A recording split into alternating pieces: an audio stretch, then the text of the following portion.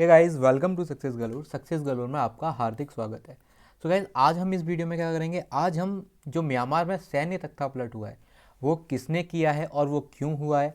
आंग सान सू की, जिसके कि आजकल बहुत चर्चा है, वो आखिर कौन है और उन्हें डिटेन क्यों किया गया है।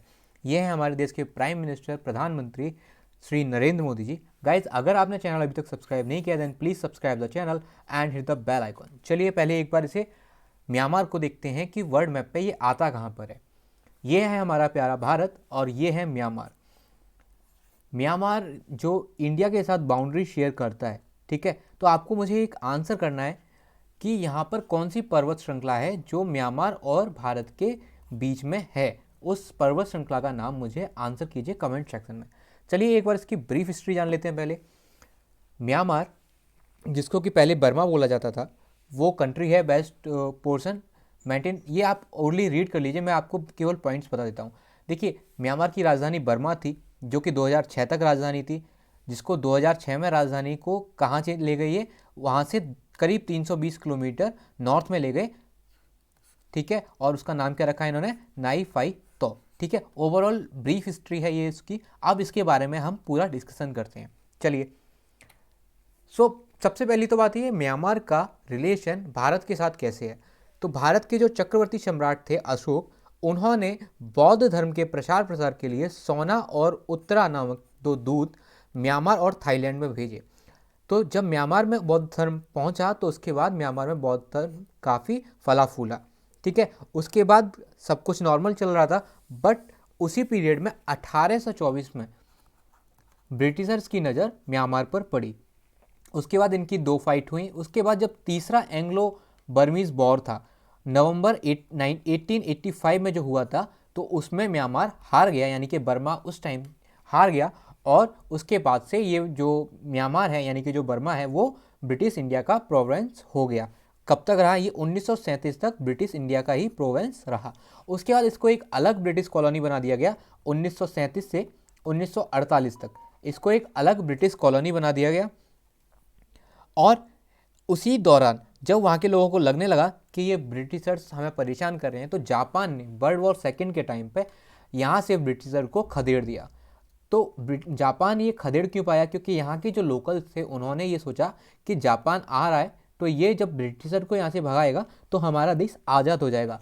बट जापान के इरादे उस टाइम अच्छे नहीं थे, तो इन्होंने क्या किया कि वो यहाँ से चले तो गए, लेकिन यहाँ पर अपनी एक कठपुतली सरकार बैठा दी, जो कि कहाँ से संचालित होती थी, जो टोक्यो के इशारों पर चलती थी।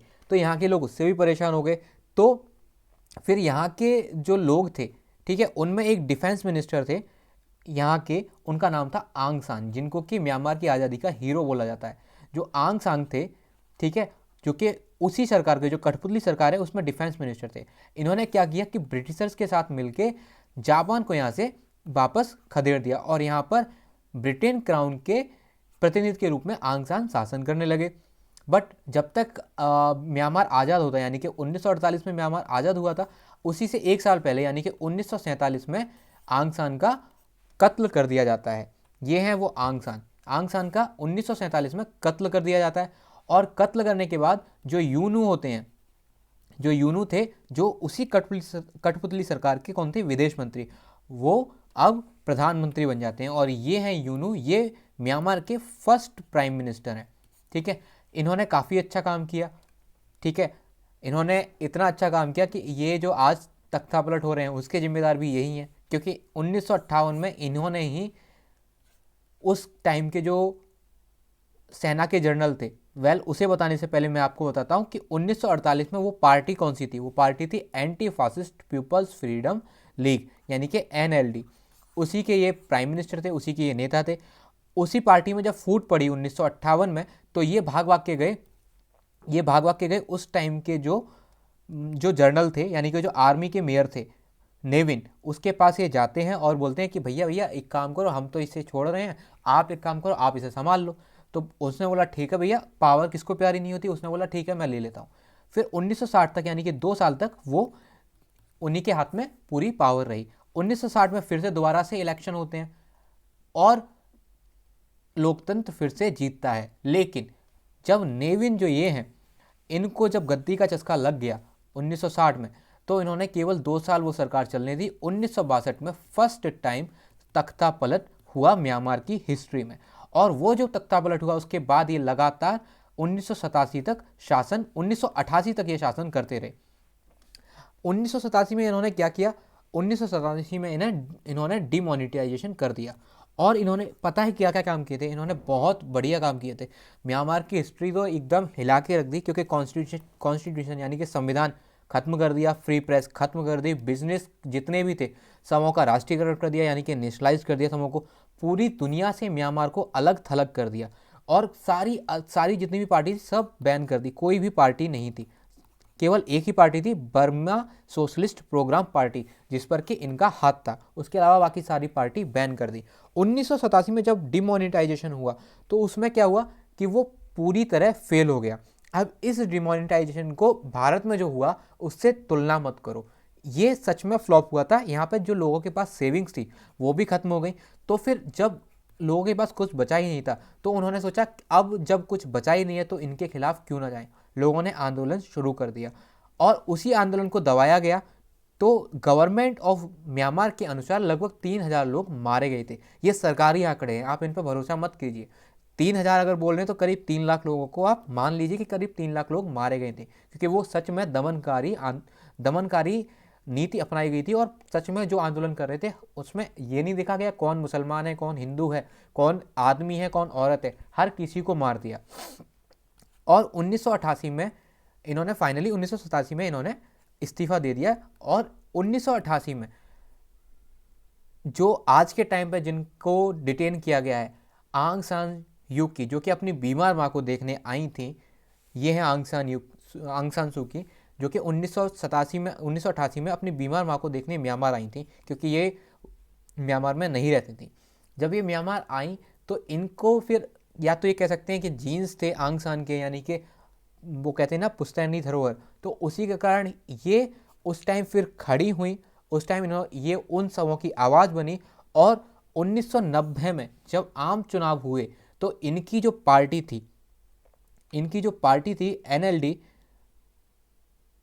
इनकी जो पार्टी थी, आई थिंक एनएलडी नहीं थी, एनएलडी तो वो थी जो मैंने आपको बताया था, हाँ इनकी पार्टी एनएलडी थी, सॉरी, इनकी जो पार्टी थी एनएलडी यानी कि नेशनल लीग ऑफ डेमोक्रेसी, तो उसने विजयी हुई। लेकिन जब वो विजयी हुई आर्मी को फिर से दुविधा हुई कि भैया ये कैसे विजयी हो गई, तो उन्होंने उनको डिटेन कर दिया, और 1991 में इनको नोबेल प्राइज़ मिला फॉर द पीस, यानी कि शांति के लिए नोबेल प्राइज़ मिला, जिसको कि इन्होंने 2012 में जाके इन्होंने वो जो प्राइज़ मिला था वो 2012 में जाके लिया। 2010 में इनको जो नज़रबंदी की गई थी, यानी कि जो डिटेन किया गया था, उससे इनको आज़ाद कर दिया।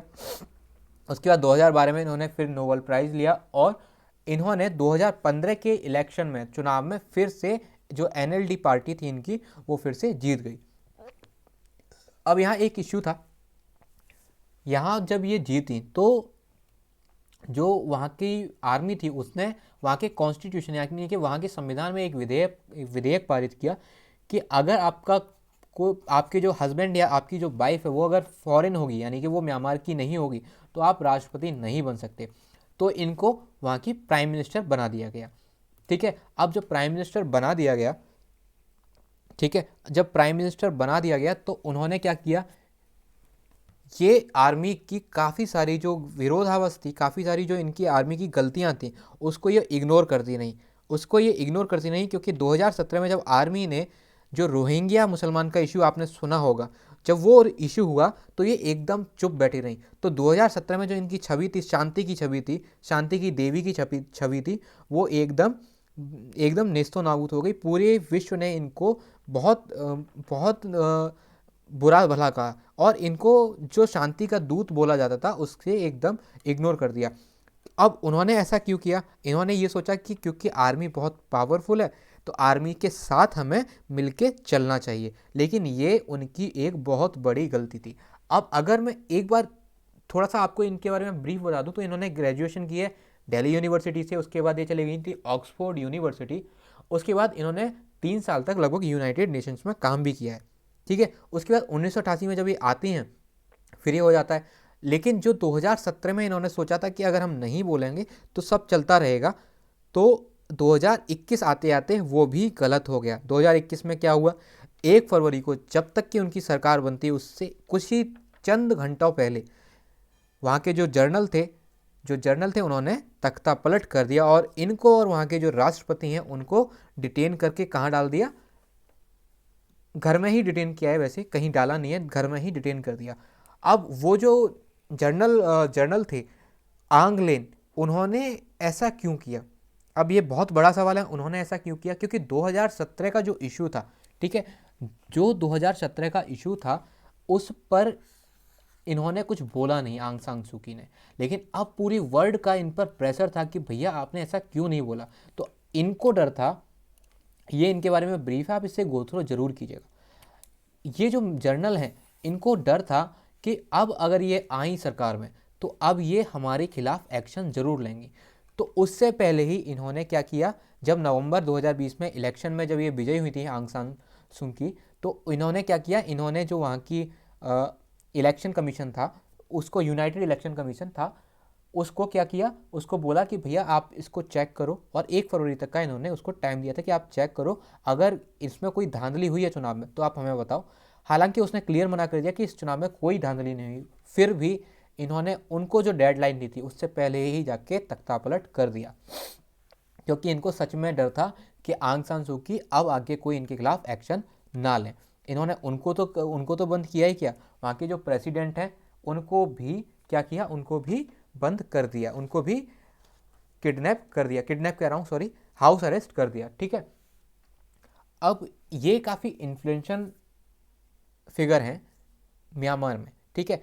अब इन्होंने क्या किया, इन्होंने सबसे पहला काम किया, जब तख्ता पलट किया उसके बाद इंटरनेट सेवाएं बंद कर दी, टेलीफोन्स कट कर दिए, जितने भी फॉरेन मीडिया थी म्यांमार में उन सबको रोक दिया, और के बैंक भी बंद कर दी, केवल एटीएम ऑपरेशनल थे, इसीलिए वहाँ पर काफ़ी लंबी कतार लगी, लोगों को डर लगा कि अब क्या होगा, अब ये कहीं फिर से हमें परेशान ना कर दें, तो पैसे निकालने के लिए लंबी लाइन लगा दी। तो वहाँ के जो प्रेसिडेंट थे विन मिंट, उनको भी बंद कर दिया और आंग सान सू की को भी डिटेन कर दिया। अब इन्होंने ऐसा किया क्यों, तो ये उनके बारे में ब्रीफ है, स्लो एंड स्टडी राइज, इसको आप एक बार अपने आप गो थ्रू कीजिए, ठीक है। ये सोल्जर से कैसे पॉलिटिशियन बने इसके बारे में भी है, आप इससे भी एक बार गो थ्रू कीजिए, ठीक है। अब इस केस पर पूरी जो वर्ल्ड की मीडिया है, हर किसी की नज़र है, हर कोई रिपोर्ट कर रहा है, ये द हिंदू ने किया है, ये बीबीसी ने किया है, ये हिंदुस्तान टाइम्स मिंट ने किया है, ठीक है, काफ़ी सारे CNN फर्स्ट फूड सबों ने किया है, ठीक है। ब्रिटिश जॉनसन ने तो पोस्ट भी किया, ठीक है। अब उसी दौरान एक और केस हुआ, जब ये तख्ता पलट हो गया था, उसके बाद जब यूएन ने एक प्रस्ताव पारित किया कि भाई इनके खिलाफ कोई एक्शन लिए जाए, तो चाइना और रशिया ने क्या किया, वीटो पावर का यूज़ करके उस प्रस्ताव को पारित होने से रोक दिया, और म्यांमार को जो जर्नल है उनको एक तरीके से सैंक्शन लगने से बचा दिया। हालांकि 2017 में जब रोहिंग्या वाला सीन हुआ था तब भी इनके ऊपर काफ़ी सैंक्शन लगे थे, क्योंकि जो यहाँ के जर्नल हैं उनको कोई फ़र्क पड़ता नहीं है कि क्या करेंगे, ये जो भी यूएन जो करना चाहे कर ले, हमें कोई लेना देना नहीं है। इन्होंने जो भी किया वो कर कैसे लिया, सबसे बड़ी चीज़ ये जानने की है। जो जब ये आंग सान सू की आई तो 2008 में क्या हुआ, जो वहाँ का कॉन्स्टिट्यूशन था उसी में एक विधेयक पारित किया कि एक तो आप प्रेसिडेंट नहीं बन सकती, ठीक है, क्योंकि आपके पति बाहर के हैं। दूसरा विधेयक क्या पारित किया कि 25% जो सीट्स हैं वो आर्मी की होंगी, ठीक है, 25% सीट आर्मी की होंगी, और इस आर्मी की सीट्स में कोई इलेक्शन नहीं होगा, ये आर्मी जो चाहे अपने हिसाब से वहाँ पर भेज देगी और वही इनको रिप्रेजेंट करेंगे, ठीक है। तो 25% इनके पास था, जो कि एक बहुत बड़ा आंकड़ा है किसी भी लोकतांत्रिक सरकार में। अब इंडिया का क्या रिएक्शन है, ये उसके बारे में ब्रीफ है कि कैसे इन्होंने पूरा ये टेलीकम्युनिकेशन था उसको रोक दिया, 2013 में जो लॉ बनाया गया था उसके अकॉर्डिंग इन्होंने रोक दिया। तो आप इससे एक बार गो थ्रू जरूर कीजिएगा। मिलिट्री का रोल क्या है पॉलिटिक्स में, जैसा कि मैंने बताया था कि 2008 में 25% सीट्स, तो इसके बारे में ये पूरा ब्रीफ है, आप इससे भी एक बार गो थ्रू कीजिएगा। अब देखते हैं इंडिया का क्या स्टैंड है।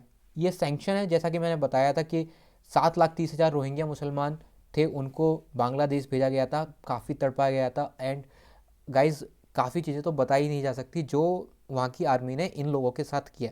आप एक बार इससे गो थ्रू कीजिएगा। अब इंडिया का क्या रिएक्शन है? इंडिया ने बोला है कि हम मॉनिटर कर रहे हैं, हमें कोई वो नहीं है, हम मॉनिटर कर रहे हैं। क्योंकि इसके दो रीज़न है। अब एक बार इसको नक्शे पर देखते हैं। देखिए, म्यांमार के अंदर काफ़ी सारी टेररिस्ट ऑर्गेनाइजेशंस हैं जो चाइना के द्वारा फंड किए जाते हैं। यहाँ तक कि मिसाइल्स तक चाइना ने इनको प्रोवाइड कर दी हैं। अब ये जो आतंकवादी ग्रुप हैं ये म्यांमार की आर्मी पर भी अटैक करते हैं और उसके साथ साथ ही इंडिया पर भी अटैक करते हैं। तो इंडिया अगर आर्मी के खिलाफ जाती है तो आर्मी इनको एकदम फ्री कर देगी कि आप जाओ इंडिया पर अटैक करो, तो हमारे लिए भी खतरा है। तो यहाँ पर अभी इंडिया इसलिए कुछ नहीं बोल रहा है कि जो म्यांमार की आर्मी है वो इनके अगेंस्ट है, हम यहाँ से इनके अगेंस्ट हैं ही हैं। तो इस सेफ्टी के लिए पहली चीज़ है, इंडिया नहीं बोल रहा। दूसरी चीज़ क्या है कि अगर इंडिया इनके अगेंस्ट जाएगा, म्यांमार के जो आर्मी जनरल हैं आंग लेंग, उसके अगेंस्ट जाएगा, तो ये जाके सीधे चाइना के पास चले जाएंगे। तो चाइना और रशिया दो ही ऐसे देश हैं जो इनको सपोर्ट कर रहे हैं। और अगर चाइना के पास गए ये, तो म्यांमार तो एक बहुत छोटा सा देश है, ये फिर से इसको डेप्ट के अंदर ले लेंगे। और यहाँ से ये बेसिकली चाहते क्या है, यहाँ पर जो सितवे बंदरगाह है, जो भारत यहाँ से, जो हमारा नॉर्थ ईस्ट है, उसको यहाँ से कनेक्ट करने की कोशिश कर रहे हैं सितवे बंदरगाह से। तो चाइना ये चाहता है कि हम सितवे बंदरगाह पर अपना कब्जा कर लें, म्यांमार को अपनी साइड लेकर।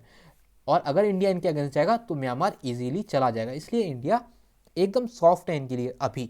ठीक है। So guys, this is the end of this video. अगर आपको ये वीडियो समझ आए, पसंद आए और इन्फॉर्मेटिव लगे, so please like the video and share the video. और अगर आपने चैनल अभी तक सब्सक्राइब नहीं किया then please subscribe the channel and hit the bell icon. चलिए मिलते हैं अगली वीडियो में, तब तक के लिए take care, bye bye, God bless you all.